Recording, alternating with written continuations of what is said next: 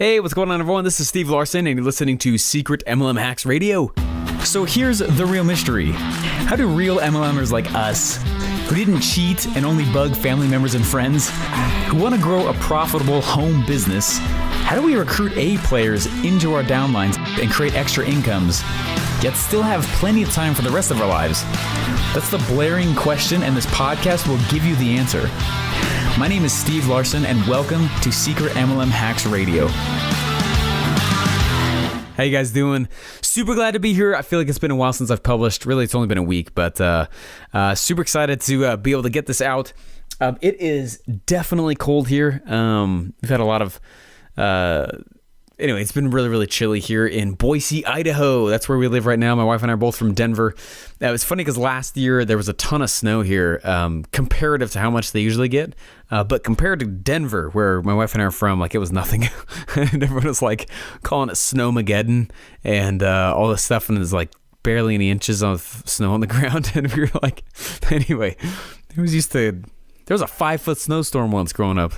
Anyway, been all over the place, been lots of fun. Well, as such, it's been very lively here in the Larson home because I believe since it's been so cold, a little bit of wildlife has been trying to move in. So we've had some mice, which is totally disgusting. And I've never had to deal with that problem ever. And it's been very lively with my little 4-year-old and 2-year-old. And we've been running around. Anyway, I'm not sure why I'm telling you this, but it's been fun. And I've enjoyed being able to go and... just spend more time with the family, you know what I mean? Hope you guys do too. Hey, I wanted to be able to, I wanted to touch on something here that I think it's one of the major reasons why stereotypically, okay, MLMers have a hard time recruiting. Okay, now someone asked me this question yesterday, actually, asking, how do I get my people? Like, how do I get just even like the base team, the core team, the team of people that I wish that I had to go run my MLM with me? And I was thinking about the answer to that question. And I was thinking about how I've done it. And guys, just in the last week alone, I've recruited like 20 people, all through automated systems, or at least so far right now, they're all in the phase where they've been automatically filtered, I should call it that, and they've applied to join my downline. I told you guys about that system that I have running, and it does amazingly well, and it's very, very exciting. And I think it does so well because I always tell everyone in my downline, like, when they join, like, they get all my systems, because obviously I want them to be successful, because of course it makes me successful also. So why would I not, right? And it's gone really, really well. I've really actually enjoyed going through just tons of, awesome stuff with this team that I have, and just rock stars. Guys, the quality of individual, and I'm not like comparing people. I feel bad. Please don't think that I'm judging people at all, right? But there are certain times in a person's life where they're going to be better at business than others. Right? If they have the actual time to focus on a business, if they want to do it, rather than me trying to convince them. If I have to convince somebody to join my downline, they're the wrong person, like, already. Okay. Now, I was super sad. A person I know I've come close with decided that they did not want to join, and I was like, gosh, like, I was actually hurt by that because I just have so much respect for this individual, and I was very, very sad about that, actually, and I'm sure you guys have all been there as well, because I knew that that person would be successful with it if they just wanted to be coachable or trainable with it. And gosh, it stung. It did sting. But if you have to convince somebody to join your downline, like, you shouldn't want them anyways. Okay. What are you going to do? You're going to put a cattle prod behind their back the entire way and force them to do all the things it takes? No. Like, it takes a very motivated individual to be successful in anything, but especially in MLM, And anyway, interesting stuff, right? So I was thinking about this person's question. Hey, how do I get these people, right? How do I find more awesome rock stars? How do I find rock stars? And that's honestly, I was really excited she asked that because it's the entire... That's all that my course that's coming out in January 4th, that's the date, January 4th, that's all my course teaches, is how do you find and recruit rock stars on autopilot, right? How do you actually get those kinds of people to come to you? And if a lot of people treat the MLM game as if they're hunters. They track and they trap. and they ensnare, and they grab and they hold and they strangle, and they get people, and those are the actions that define what they do to go recruit people. That's the wrong way. You're not going to get what you think. You're really going to go get an A playing team like that? Like, no, you have to flip the table. You got to flip the cards. It's a totally different game. It's not like you're playing the wrong hand. You're playing the wrong game. Okay. So what, it's like anything else, right? It's all about becoming attractive. It's all about creating offers in a way that makes people come to you, right? What I really wanted to point out in this episode is that,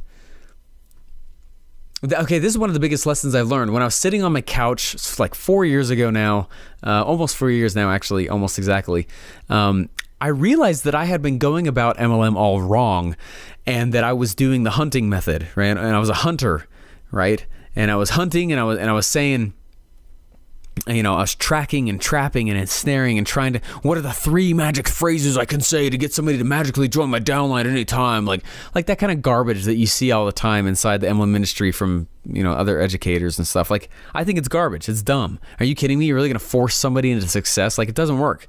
I mean, the amount of effort that's with it is not passive income. Oh my gosh, it is not passive income. All right. 20 people recruited in the last week, and they're all for recruiting, doing crazy stuff also. Like, that's nuts. That's nuts. I didn't beg any of them to join. They're motivated. They are fired up. They are killing it on their own. Why? How did that happen?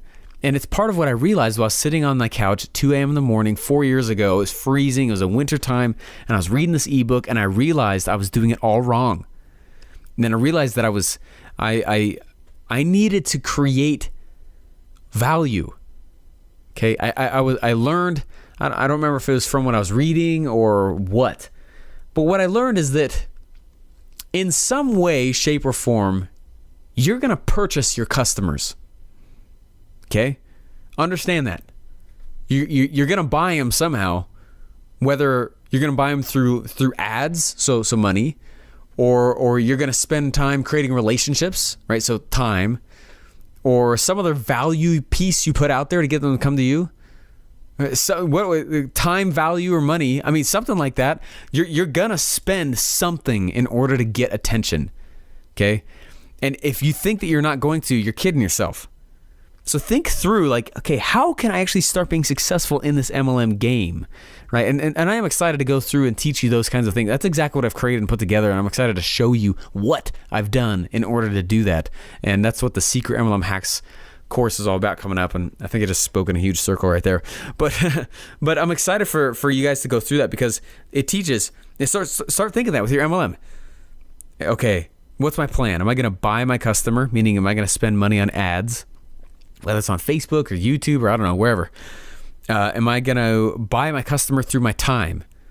Now, it's going to be hard to, especially in the beginning phases of an MLM, to not spend time, right? You should spend time mentoring, creating leaders, creating, I'm not trying to ever take the networking out of the network marketing. Does that make sense? I'm not trying to take the personal touch out of this game. That's not how this works. It does require a little bit of personal finesse with each other. Obviously, you have to develop as an individual, which is true for anything. So I don't have to point that out. But or am I going to put pieces of value out there? Now, I chose that third one. I chose number 3. I want to put pieces of value out there that create relationships so that people see what I can offer, and I don't have to spend as much time on the front end recruiting people. I can focus on training the ones that are actually joining. Does that make sense? That's how I struck that. I did that on purpose. I structured it in a way to do that. And so what I did is I went and I found the top people who are in the industry, and I found a lot of the content pieces they had put out there, and I figured, I was like, okay, I see what this guy's doing, but I actually think I could recreate that better. And so that's what I did. And so I married up several different concepts and things like that from different gurus that are out there, and I refilmed it and I put it out there for free. And the response was insane. I could not believe how many people were messaging me. The weirdest thing happened. I put it out there out on the open web for free. I was just trying to just help solve problems. And then one day somebody messaged me and they said, hey, what's your downline? I just want to join it. If this is the kind of stuff that you're doing, it was something like that. If that's the kind of stuff you're doing, like, or if that's the kind of systems you have or whatever, like, I really want to be a part of it. And I was like, what? It took me back. But then that started going faster and faster and faster, and people started joining, and people started like coming in like hotcakes and bringing their friends in, because suddenly I was answering some big questions for them. That was my whole value add. I was just trying to answer legitimate questions. I was trying to actually be very, very valuable. Stuff that they should have paid for, I was giving away for free, right? And that's how, one of the ways I created the relationships with it. So anyways, that's all I wanted to say. When you think through your MLM, when you think through the business opportunity you have, ask yourself, what is my upline telling me to do right now? Are they trying to have me buy my customers through money? Do they want me to spend money on ads? Through my time, which is what most of them do, or by putting pieces of value out there that solve actual problems, which most of them don't teach that. And start thinking through, like, and it's fine if you want to do it some other ways. Like, that's, I'm not telling you not to do it, but I am telling you that there are other ways. And start thinking through what legitimate problems you can solve in the marketplace. What are those problems? What can you actually go solve? And I'm not telling you that it does not have to take a lot of your time. You actually could just go and just record little content pieces. I'm sure you have a phone. There's a mic feature on your phone, most likely, right? There's probably a camera. Man, you flip that camera sideways, you answer some questions, start publishing and putting stuff out there. Pretty soon you're going to start finding like-minded people who want to do what you're doing, who see the issues that you see, who see the problems. I guarantee you that's the reason why you're still following me. What is this, episode 40, 41, something like that? You're still following me because you're resonating with the things that I'm talking about, right? You are literally walking through the very thing I'm describing right now, okay? And I want you to think about how did Steve Larson do that to me? What are the beliefs that I had ahead of time about his thing that I've realized are wrong? And I want you to do that. I want you to start thinking through, like, hey, well, what are the beliefs that people are having when I go and I start talking to people about my opportunity? Are they saying, oh, it's a scam, or oh, that's a pyramid scheme, or oh, that's a whatever it is, those top concerns, right? They're going to give you a lot of surface level concerns. It's your job to look a little bit deeper. Find the core real reasons why they're saying what they're saying. Maybe they failed in MLM before. Maybe they wish they could be in it and they just don't know what to say.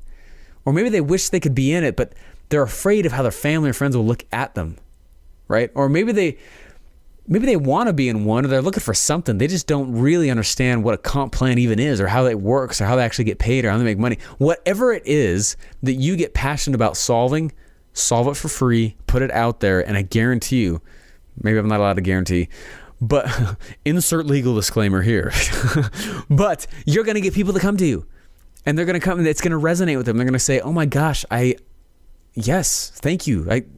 I get it. I see what you're doing. What's your opportunity, right? And woof, oh my gosh, what? You just flipped the tables. Why? Because you contributed to a relationship before asking for a sale. That's why. You got to do that. If you don't do it, if you don't contribute to a relationship before asking for a sale, that's like asking for someone to marry you on the very first date, let alone maybe even go on a date. You're just walking up to strangers. You wouldn't do that. That's ridiculous. So why? How come we're not creating relationships before asking for sales? I understand it's one of the easiest reasons why, you can just go straight to friends and family because you have relationships with them already. But it's scary to do so. Again, not telling you not to do it. If you feel confident that it's not going to mess anything up or be weird or whatever, like, okay, it's totally fine. But understand that you need to contribute to a relationship. You've got to solve problems. You've got to have a little bit of likability or whatever it is. Likability or whatever it is. Attractability somehow. Have a little bit of attraction to you, because what you're doing is you're developing trust with that individual through your content. Okay. If I have a hard time knowing what kind of episode I want to put out there, I don't publish. I want this to solve actual problems for you that you should be paying for. Okay? Whether or not you join my MLM, totally fine with that. This is not a pitch fest. I'm not here to talk about that. Okay? On purpose. If I even tell you the name of the one I'm in, it will kill the goose. So I'm never going to tell you the MLM I'm in. That's why it works so well. Because it follows rule number one, my rule number one, which is they come to me. Okay? And oh my gosh, when you do that, when you teach your downline to do that, huge problems get resolved. Stereotypical to the industry kind of problems get resolved. Because now I'm not tracking and trapping, right? I'm attracting. I'm solving legitimate issues without ever asking for the sale. Now, some salesperson out there will probably tell you that I'm being ridiculous. I get it. I know. You're right. I probably could be a little bit more aggressive in certain areas with it. But I've learned over experience that I would rather do it this way and get a little bit fewer recruits, but really high quality ones. Does that make sense? So I want you to start thinking through that. I want you to start thinking, because this is one of the biggest secrets to true duplication. If you can teach people how to do what I'm doing right now, which is what I teach my downline to do, it starts to actually duplicate for real. Because now they're going and solving other people's legitimate issues as well. And you know what? Let's say I get someone who's like, Steven, I wish I had a podcast, but I just can't get myself to do it. You know how much everyone talks about MLM, how it's business opportunity wrapped on a personal development course, right? Like MLM is a lot of personal development. Well, that's not just MLM. That's all business in general. I've had more personal development through the active entrepreneurship and business than any personal development course out there ever, right? So I get excited when someone says, Steven, I don't know if I can create lead gen stuff. Steven, I don't know if I can create X, Y, Z. Like, I'm nervous about this or whatever. I get pumped about it because I know now what to work on with them. I know where to move with them. I see a person in action. I see a person with desire, okay? That's one of the biggest issues with old MLM models. You're trying to go get people to buy something who had no desire at all in the first place to do it. That was one of the reasons why I stopped doing door-to-door sales. It's not that it wasn't great. I was good at it. But I realized, like, wait a second. I'm waking up every single day trying to convince people who were not planning to spend money, who were not planning, and not that it's not possible. I did it. I was good at it. I was a telemarketer too. I was really good at that. But I wanted to flip the switch. I wanted to be able to change the game where I could put stuff out and start having them find me. Okay? And again, I know I could probably be a little more aggressive and pull people in and be like, hey, this is my thing and I'm going to close you and I'm still solving problems. But it's not worth it to me. So I don't do it that way. And whatever your MLM is, start thinking through how you can do that and how you can apply it to your thing. How you can apply it. What can you do to start flipping the tables? If you're having a hard time recruiting people, take what I'm going to... Okay, please raise your hand right now and say, Steven, I will be coachable for this next sentence. Okay? All right, here it is. If you're having a hard time recruiting people, you're probably not valuable enough yet. Now, I don't mean as an individual. I don't mean as you as a person. I'm sure you're an amazing individual. That's not what I'm saying. I'm not saying that, you're the bane of the existence of the planet. Like, that's not at all what I'm saying. I'm saying that you are not valuable enough yet, meaning you have not solved enough problems for another person, or you have not created enough of a relationship, or you have not gone out and actually shown genuine interest in the other person, and they can tell that you're looking at them like a number. Okay? That's where the game will fail. Learn how to become valuable. That is worth more than any check you could ever write yourself. Learn how to become valuable in the marketplace, and it will serve you forever. Anyways, that's all I got for you guys. Okay. You buy your customers somehow, and don't expect not to. You won't get anybody. So somehow you buy leads, whether it's your time, your money, or value, and figure out which one you want to do, and then marry it and get good at it. It's just like anything else. You'll suck at first, and that's fine. It's just like anything else. And you'll get on the bike again, and you'll fall, and you scrape your knee. You're gonna get bloodied up a little bit as you do it, and that's fine. It's part of the journey, and it's part of the purification that comes with entrepreneurship, which is amazing. It is so fun. It's my favorite part of the whole thing. One of them, anyway.